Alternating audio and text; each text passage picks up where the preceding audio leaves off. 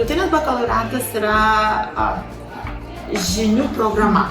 Ar ne? Tai kad būtent kaip ir jinai integruojama, kad ugdytumėm sumanius, protingus, guvius ir aktyvius vaikus.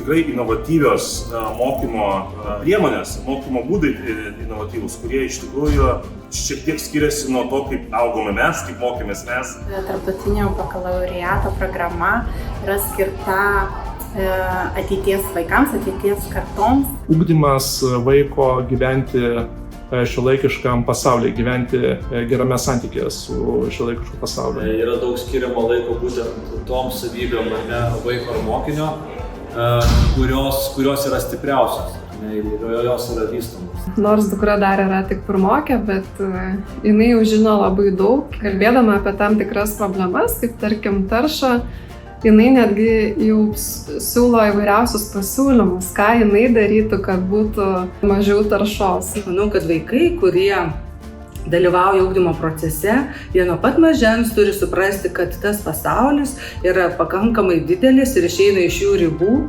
Ir taip kaip jie tą aplinką supras, taip jie galės planuoti ir kurti savo tą pasaulį.